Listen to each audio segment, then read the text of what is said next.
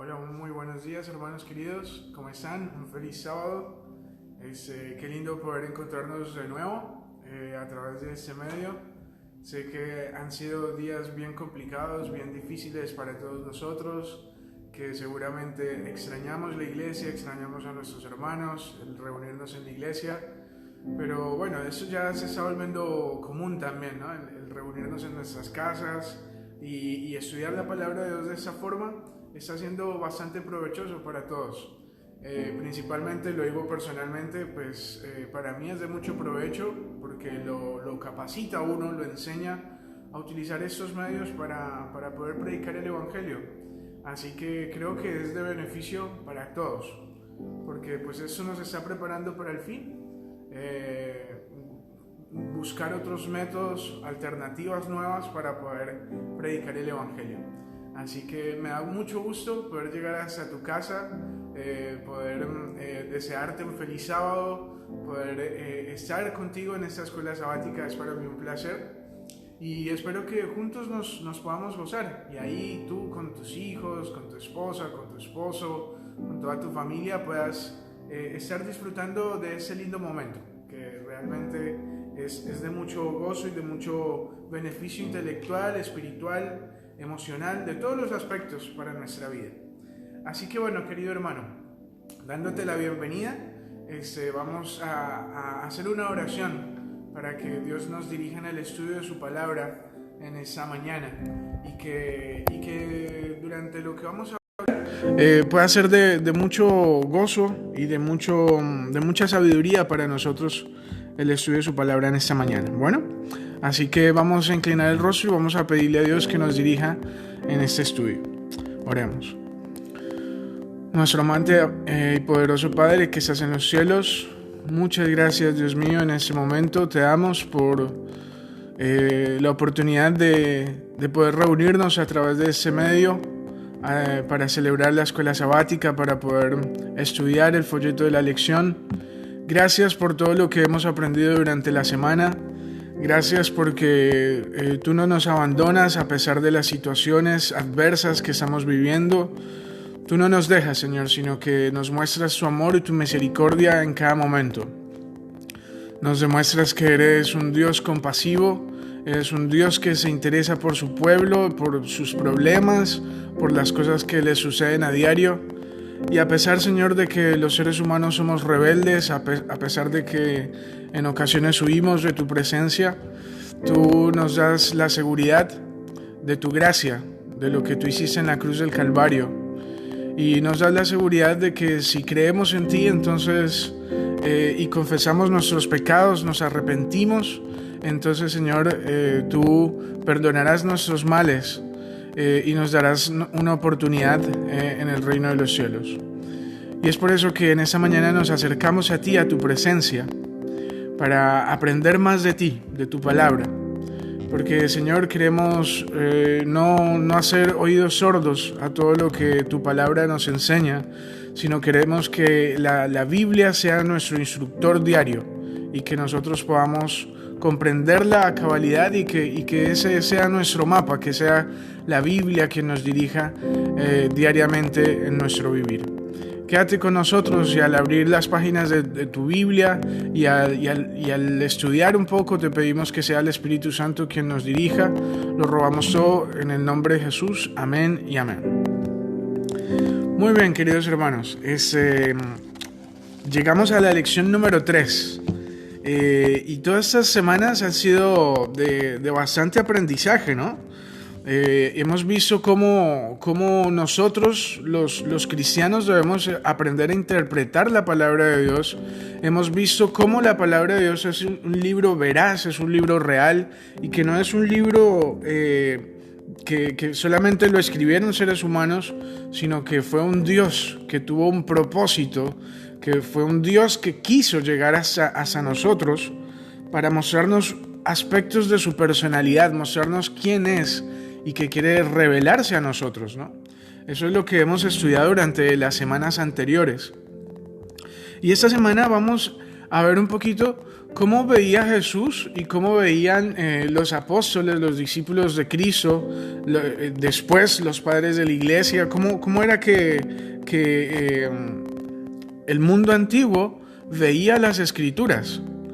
Porque sabes, hermano, la palabra de Dios, aunque ha llegado hasta nuestros días, hoy tiene muchísimos enemigos, hoy tiene muchísimas personas que quieren destruir la autoridad y la veracidad de la palabra de Dios, ¿no? Hay algunos que se levantan para decir, bueno, la Biblia es un libro histórico, la Biblia es un libro que sí, es un libro antiguo, pero es solamente un libro histórico, es la invención, y ahí yo quiero que prestes mucha atención, ¿no? Porque hay muchas personas que van a decir esto, que la Biblia es un libro es una invención de origen humano, ¿verdad? Que así como todas las grandes civilizaciones tenían sus escritos, tenían sus textos, bueno, así el pueblo de Israel, que era una nación que se conformó en el pasado, pues así tenía sus textos, sus mitos, sus leyendas y demás cosas, y entonces de esa forma apareció la Biblia. Y entonces dicen que en medio de que se fue conformando ese texto, fueron agregando mitos que habían en la época, y así fue como se originó la palabra de Dios. Entonces ellos nos dicen, nosotros debemos quedarnos solamente con la parte histórica de la Biblia, ¿no? Lo que nos dice de los reyes, de las ciudades, de los imperios, pero debemos sacarle todo lo que parece fantasioso, debemos sacarle todo lo que parece mito, todo eso que es increíble, sobrenatural, debemos sacárselo a la Biblia, porque todo eso es solamente invenciones humanas. Eso es lo que nos dicen grandes eruditos, grandes enemigos de la palabra de Dios, ¿no? Uno de ellos, Rudolf Karl Bultmann, ya habíamos hablado en lecciones pasadas acerca de él, ¿verdad? Un personaje que le hizo bastante daño a la interpretación de la Biblia, porque nos mencionaba el hecho de sacar todo lo sobrenatural, de sacar el hecho de la creación, literal en 7 días, nos sacaba el contexto de que Dios partió el mar en 2, de que hizo descender fuego de los cielos, que resucitó muertos. Nos presenta a Cristo como un personaje histórico, ¿verdad? Como un ser humano, pero debemos sacar todos los hechos maravillosos y sobrenaturales que Él hizo cuando estuvo en la tierra. Y cuando hacemos esto, pues hacemos una desfragmentación de la Biblia, hacemos un destrozo de la palabra de Dios y nos quedamos prácticamente sin nada. Por eso es un error grandísimo abordar a la Biblia con esas presuposiciones, con esa falta de fe. Y lo estudiamos en la lección de la semana pasada, cuando decíamos que a la Biblia se la debe abordar con la fe, con los ojos de la fe. No puedes abordar a la palabra de Dios creyendo unas cosas y otras cosas no. Debemos creer, como lo mencionaba Martín Lutero, toda la Escritura y solamente la Escritura, ¿verdad? Es de esta forma como vamos a llegar a interpretar la Biblia. Y ya durante las lecciones pasadas hemos visto algunas cosas que nos dan a nosotros a entender de que la Biblia es un libro que fue escrito por seres humanos, pero que fue dado por voluntad divina y que es la revelación del carácter de Dios para nosotros. Por lo tanto, no debemos dudar de la palabra de Dios y de lo que Él quiere para nuestra vida, ¿ok?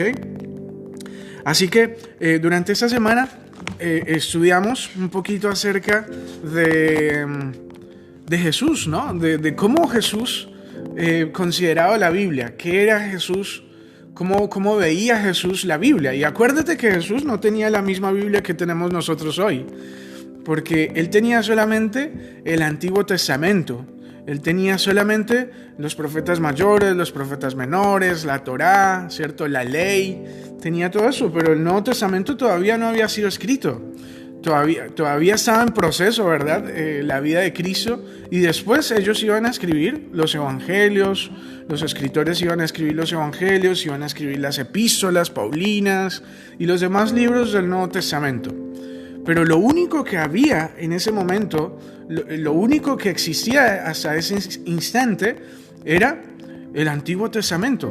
Esa era la ley que había, esos eran los escritos que había. ¿Y cómo Jesús consideraba a este texto? ¿sería importante para él? Porque mira, yo trabajo con muchos hermanos evangélicos, trabajo con muchos hermanos de diferentes denominaciones y en ocasiones tengo discusiones con ellos, ¿no? No discusiones de pelear ni nada de eso, pero entramos a discutir acerca de la palabra de Dios, si el Antiguo Testamento quedó abolido, si fue para los antiguos, fue para el mundo de Israel o todavía aplica para nuestros días. Y aquí tenemos un hecho refutable bastante grande, y es que Jesús defendía su fe no con el Nuevo Testamento. ¿Sabes con qué Jesús defendía su fe? Con el Antiguo Testamento. Cuando él estuvo frente a Satanás, cuando él estuvo en la tentación, ¿verdad? ¿Qué utilizó Jesús? ¿El Nuevo Testamento? No existía el Nuevo Testamento. Entonces, ¿qué utilizó Jesús? Utilizó el Antiguo Testamento.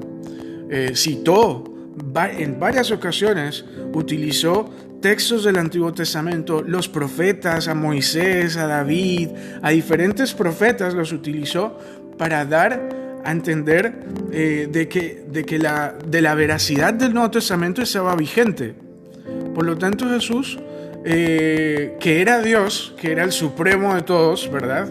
Que se había hecho hombre, siendo que él tenía la autoridad, él podía haber pisoteado el Antiguo Testamento, pero no lo hizo.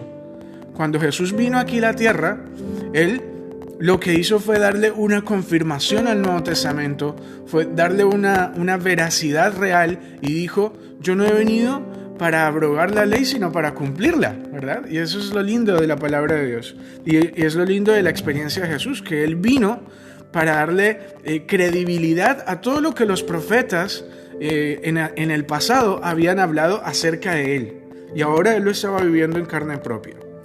Y me gusta mucho la tentación de Jesús, y yo quiero que tú me acompañes. Yo sé que tú ya lo estudiaste en tu casa, pero yo quiero que tú me acompañes ahora al Evangelio de Mateo, porque vamos a analizar un poquito cómo fue la tentación de Cristo en el desierto y qué era lo que Jesús respondía, porque es impresionante que aquí el Señor nos da un arma excelente para que tú y yo podamos vencer el pecado, para que tú y yo podamos sobreponernos a las tentaciones de Satanás y podamos salir vencedores, porque podemos vencer el pecado. No podemos hacerlo por nosotros mismos, necesitamos al Espíritu de Dios y también algo que Jesús menciona acá, ¿verdad? Así que yo quiero que me acompañes a Mateo el capítulo 4 y el versículo 1 en adelante. Y vamos a analizar entonces lo que el Señor Jesús nos menciona acá. Bueno, vamos a leer. Dice, entonces Jesús fue llevado por el Espíritu al desierto para ser tentado por el diablo. Y después de haber ayunado 40 días y 40 noches tuvo hambre. Y vino el tentador y le dijo, si eres hijo de Dios, di que estas piedras se conviertan en pan. Y él respondió y dijo, escrito está, no solo de pan vivirá el hombre, sino de toda palabra que sale de la boca de Dios.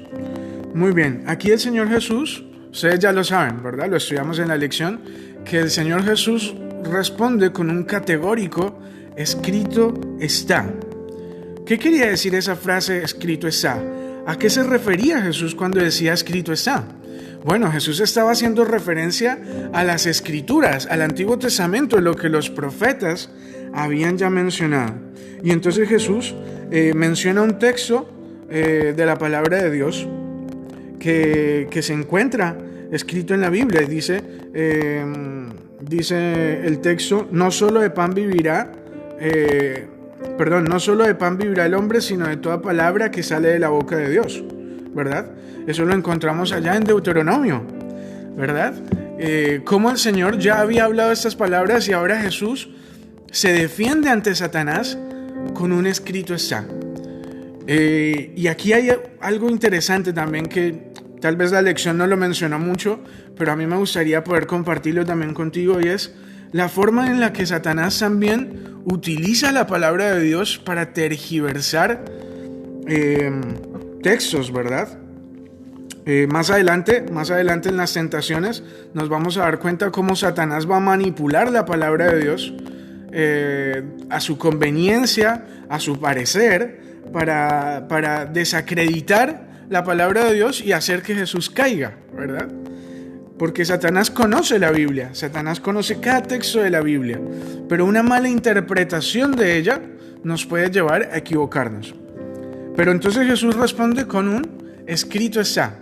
No solo de pan vivirá el hombre, sino de toda palabra que sale de la boca de Dios. Y continúa el texto, ¿no? Dice, entonces el diablo lo llevó a la santa ciudad y le puso sobre el pináculo del templo y le dijo, si eres hijo de Dios, échate abajo, porque escrito está, a sus ángeles mandará cerca de ti y en sus manos te sostendrá para que no tropieces con tu pie en piedra. Bueno, ahí está, ¿no?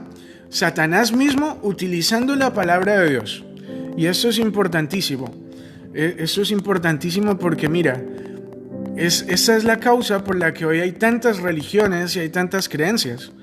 Porque todos dicen creer en la palabra de Dios.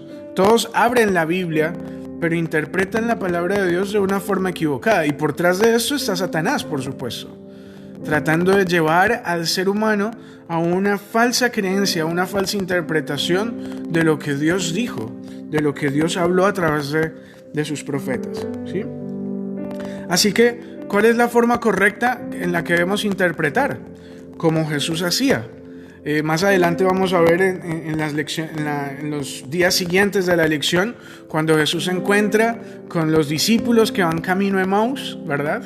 Y Jesús empieza a citarles la palabra de Dios desde el principio hasta el fin, ¿verdad? Porque esta es la forma correcta de interpretar. Yo no puedo extraer un texto, ¿cierto? Y hacer teología con ese texto. No, necesito toda la palabra de Dios con el hilo conductor que ella tiene, ¿cierto? Ir analizando texto por texto. Eso me hace acordar, por ejemplo, la parábola de Lázaro, ¿verdad?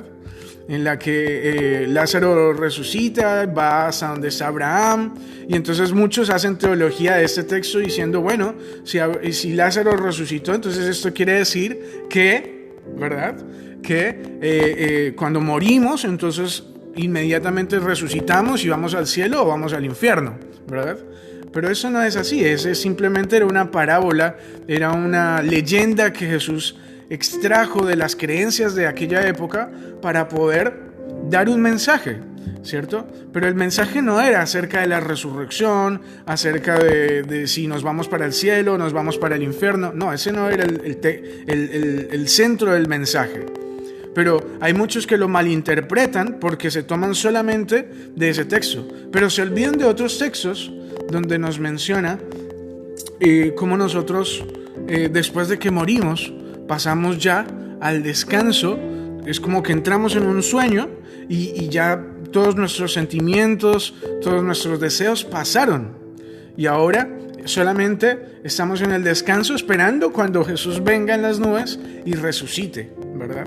Entonces, fíjense en cómo podemos hacer una mala interpretación de un texto y cómo algunas personas hacen teología de un solo texto mal interpretado, ¿verdad? Entonces, la forma correcta es agarrar toda la Biblia, todas las escrituras, es llevar ese hilo conductor, ver lo que dijo Moisés, ver lo que dijo Juan, lo que habla Pablo, lo que dice Cristo acerca del tema, y a través de eso entonces poder llegar a un consenso y ver qué es lo que el Señor realmente quiere decir con esos textos, ¿verdad?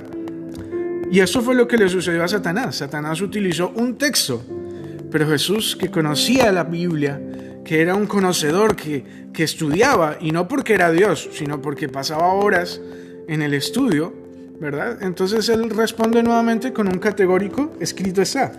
Vamos a leer. Dice entonces en el versículo 7, Jesús le dijo, está también escrito, no tentarás al Señor tu Dios. Y el versículo 8 continúa diciendo en la tercera tentación, otra vez lo llevó el diablo a un monte muy alto y le mostró todos los reinos del mundo y la gloria de ellos y le dijo, todo esto te daré si postrado me adoras. Entonces Jesús le dijo, vete Satanás, porque escrito está, al Señor adorarás y a Él solo servirás. El diablo entonces lo dejó y aquí vinieron ángeles y le servían. Wow, a mí me impresiona bastante esto, porque Jesús era Dios, pero en ese momento Jesús estaba actuando como hombre, como tú y como yo, porque Él tenía que vencer en donde tú y yo no podemos vencer. Jesús tenía que salir vencedor. ¿Y sabes cuál fue el método? la palabra de Dios. Porque la palabra de Dios tiene poder. La palabra de Dios cambia la vida del borracho, lo convierte en un padre ejemplar, ¿cierto? La vida del pecador lo convierte en un santo, ¿verdad? Todo este tipo de cosas, cambios maravillosos que solamente la palabra de Dios puede hacer. Y Jesús pudo mantenerse de pie, pudo mantenerse firme. ¿Por qué? Porque había un escrito esa, porque había una palabra inspirada que le iba a dar autoridad ante el mundo, ante Satanás. Y por eso fue que él pudo vencer. Y tú y yo también podemos vencer. ¿Cómo podemos vencer? De la misma forma que lo hizo Cristo, frente a un escrito esa.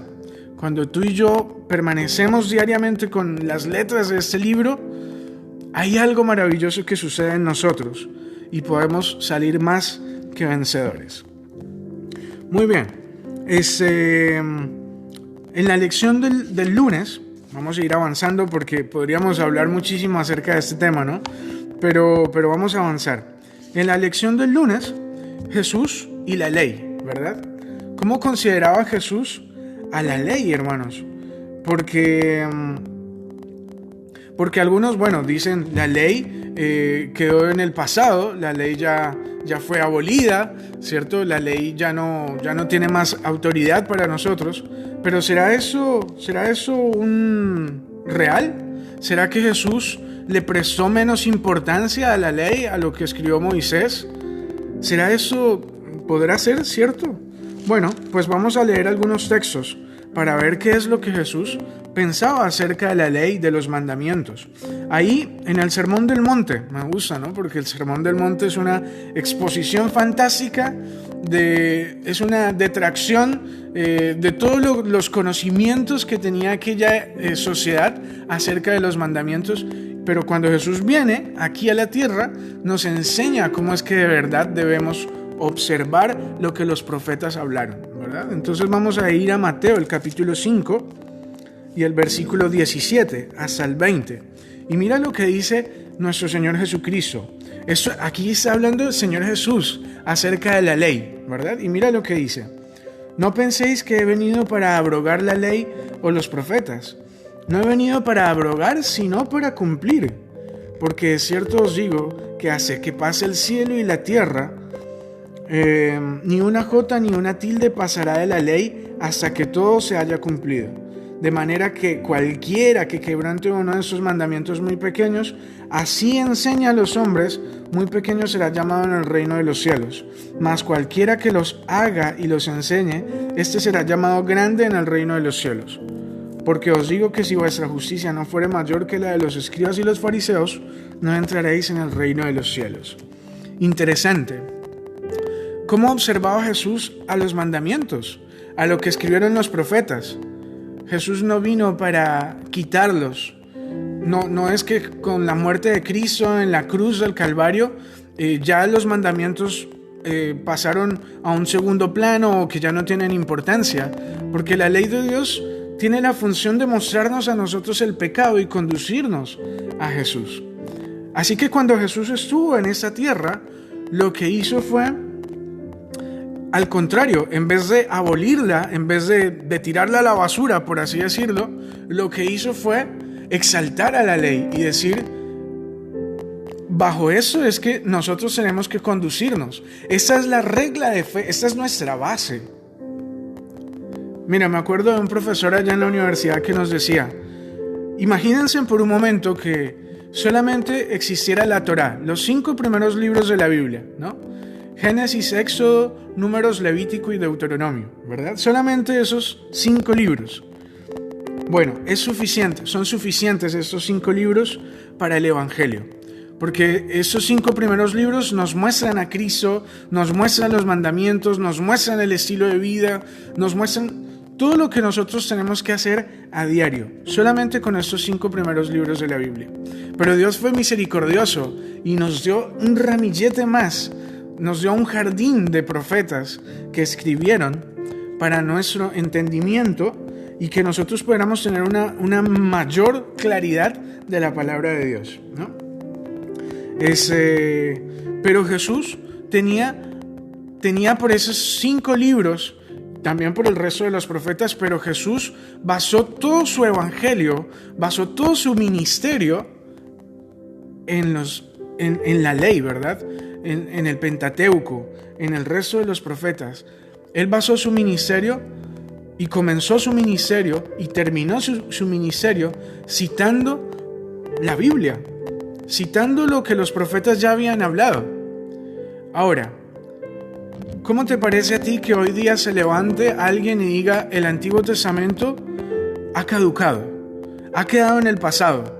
Ya es algo que quedó para los antiguos, para el antiguo Israel. Ahora estamos viviendo el Israel espiritual. ¿Tendría lógica cuando el mismo Jesús basó su evangelio, puso las bases de la iglesia, ¿bajo qué? Bajo los profetas, bajo el Antiguo Testamento. ¿Tiene lógica entonces poder decir, pues ya el Antiguo Testamento pasó de moda, se quedó atrás? ¿Sabes que el Nuevo Testamento no tendría lógica, no tendría fundamento alguno si no es por la Torá y por los profetas? Por lo tanto, tú y yo tenemos que basar nuestra creencia, nuestra cristiandad, en lo que Cristo fundamentó, que es el Antiguo Testamento. Fíjate entonces cómo el Señor le prestó tanta importancia a los mandamientos y a toda la ley. Por lo tanto, no podemos armar una teología, no podemos conformar un grupo de doctrinas sin darle importancia al Antiguo Testamento. Y sabes que a mí me gustaba mucho enseñarle eso a los hermanos evangélicos cuando voy a diferentes iglesias a poder hablar acerca de la salud, y entramos a hablar de eso, ¿no? Y hablamos del sábado también, por ejemplo, y de otros temas, de la ley. Entonces ellos me dicen, no, porque la ley Cristo la clavó. Interpretan textos fuera de contexto, ¿cierto? Diciendo, Cristo clavó la ley en la cruz del Calvario y ya no tiene más validez para nosotros el día de hoy. Entonces yo le digo, pastor, ¿ustedes recogen sus diezmos aquí en la iglesia? Sí, por supuesto. Bueno, ¿sabía usted que los diezmos es una creencia del Antiguo Testamento? ¿Por qué los recogen? Entonces fíjate, ¿no? Cómo hay contradicciones. Unas cosas sí las tomamos y otras no. Es lo que hablábamos al principio. Hoy vivimos en un mundo donde todo es relativo, ¿verdad? Donde todo el mundo quiere tener su propia opinión. Pero con la Biblia tú no puedes hacer esto. Tú no puedes decir, bueno, yo voy a creer solamente lo que a mí me parece, porque es que no es así. Porque aquí se está revelando el carácter de Dios. Aquí Dios está mostrando lo que Dios quiere, no lo que yo quiero de Dios, o lo que a mí me gustaría obedecer de Dios, lo que me parece conveniente. No, Dios está mostrando lo que Dios quiere de su pueblo. Por lo tanto, mi opinión poco vale para la palabra de Dios. Yo tengo que obedecer lo que dice aquí, yo tengo que seguir lo que dice acá, si es que un día, si es que realmente hay amor de mi parte hacia Dios. Si no, pues voy a buscar siempre puntos en los cuales discutir, en los cuales fundamentar, argumentar de la Biblia, ¿verdad? Muy bien, vamos a ir a la siguiente parte porque se nos va a ir el tiempo. Vamos a ir bien rápido, hermanos queridos. Vamos a ir bien rápido a Lucas, el capítulo 24. Busquen ahí en sus Biblias, no se queden sin buscar en sus Biblias. De paso, si alguien tiene comentarios, acuérdense que los pueden comentar. Y vamos a ir a Lucas, el capítulo 24 y el versículo 25. Entonces, Lucas 24, el versículo 25 en adelante dice: Entonces él les dijo, oh insensatos, tardos de corazón para creer todo lo que los profetas han dicho. ¿No era necesario que el Cristo padeciese estas cosas y que entrara en su gloria? Y comenzando desde Moisés y siguiendo por los profetas les declaraba en toda la escritura lo que de él decían. Muy bien. Interesante eso, ¿no? Jesús acaba de resucitar. Jesús acaba de vencer la muerte de una forma magistral, de una forma preciosa. venció el pecado, venció la muerte, se levantó al tercer día, pero sus discípulos todavía no saben. Así que hay ciertos discípulos que están caminando hacia Emaús, dice el texto, ¿verdad? Pero ellos todavía no han tenido un encuentro, solamente han escuchado rumores de lo que los demás discípulos han visto, de lo que las mujeres vieron, de que Jesús ha resucitado. Y ellos van en camino, me gusta cómo lo relata el deseado de todas las gentes, ¿verdad? Ellos van en camino, descorazonados, sin ganas de seguir la vida, van por ese camino con una pesadez, con una depresión por sus pecados, por causa de lo que pasó con Cristo, porque habían puesto la esperanza en alguien y ese alguien finalmente había muerto. Y ellos iban descorazonados cuando de un momento a otro aparece un personaje y ellos empiezan a contar todo lo que había sucedido. Al parecer este personaje no sabía de nada de lo que había sucedido, así que ellos empiezan a relatar toda la historia de Jesús y de su muerte y cómo ellos estaban descorazonados. Y de un momento a otro este personaje empieza a hacerles una reprensión y a decirles: pero ¿cómo pueden ser ustedes tan insensatos? Dice la palabra, ¿no? Insensatos. Ustedes que se supone que conocen la Biblia, y empieza a hablar desde el principio, desde Moisés, dice el texto, ¿no? Y tú sabes que Moisés escribió Génesis y todo el Pentateuco, los primeros 5 libros de la Biblia. Empezó a hablar por todos los profetas y empezó a decir: era necesario que ese Mesías, que ese Cordero, fuera a la cruz del Calvario. ¿Qué quiere decir eso y qué es la enseñanza que me deja a mí? Bueno, hay muchas enseñanzas, por supuesto, pero la principal es que Jesús les muestra la Biblia. Y yo quiero que leas conmigo ahora el versículo 44 y 45. Mira lo que dice. Y les dijo: estas son palabras que os hablé estando aún con vosotros, que era necesario que se cumpliese todo lo que está escrito en mí, en la ley de Moisés, en los profetas y en los salmos. Entonces les abrió el entendimiento para que comprendieran las escrituras. Interesante, ¿no? Que Jesús le daba importancia, hermanos, a las escrituras. Jesús, quien es digamos, el director, el líder del cristianismo, le daba importancia a la palabra de Dios. Ahora, si Jesús, que es el líder del cristianismo, que es el máximo representante, ¿verdad?, le daba importancia a la Biblia, ¿cuánto tú y yo hoy tenemos que darle importancia a estas palabras escritas? Si tú y yo nos llamamos cristianos, pues tenemos que seguir en lo que Él fundamentó la iglesia, tenemos que seguirlo también. Pero a veces no queremos, a veces por cuestiones de tiempo, a veces por razones de pereza o porque estamos entretenidos con un montón de otras cosas.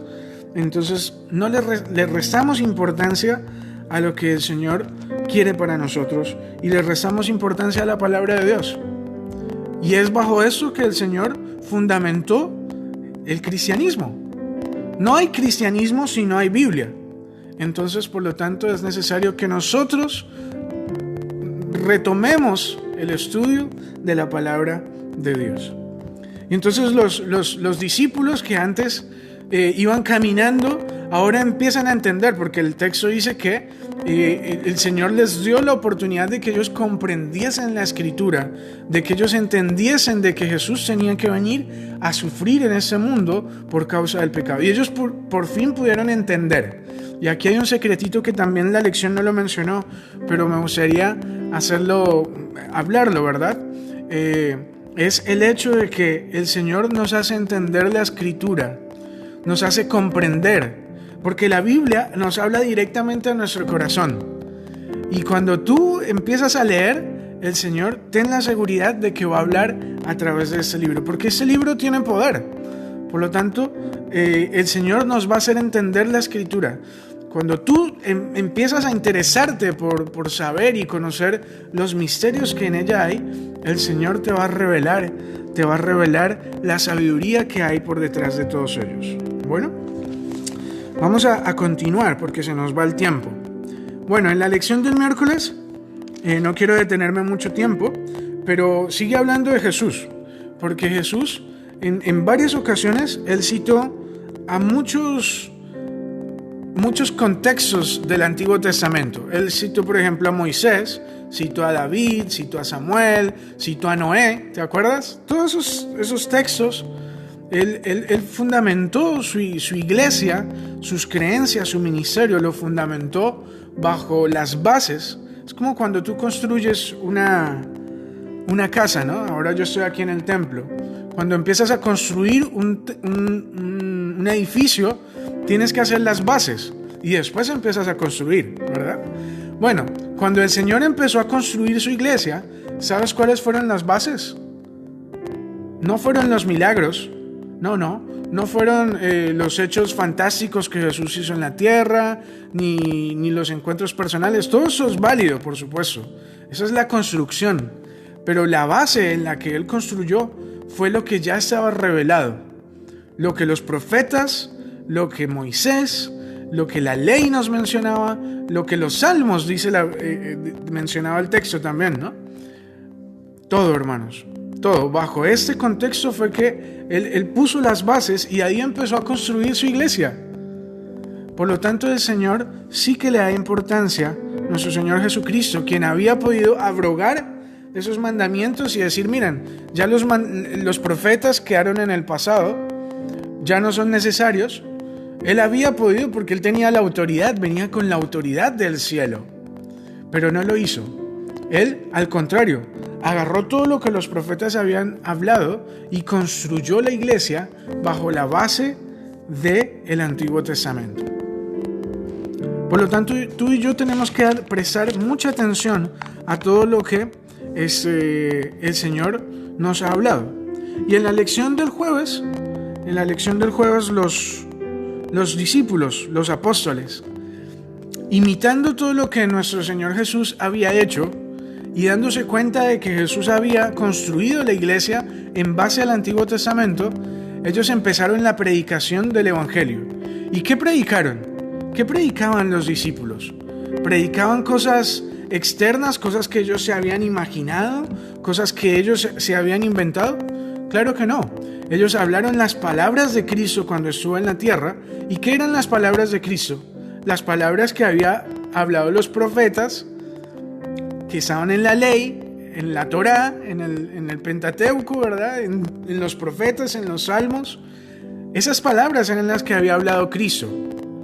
Por lo tanto, ahora que los discípulos empezaron la predicación y que Pablo se expandió y quería llegar hasta España con su evangelio y que Pedro ahora le predicaba a 4,000 personas, ¿qué predicaban? ¿Te acuerdas de la predicación de Pedro, esa magistral que empezó a hablarles a todas esas personas? ¿Qué habló Pedro? Empezó a relatar desde el principio y a utilizar las escrituras de una forma magnífica, de tal forma de que ellos que ya conocían la Torá, que ya conocían el Pentateuco, pudieran sensibilizar su corazón y pudieran entender quién era la persona de Jesús.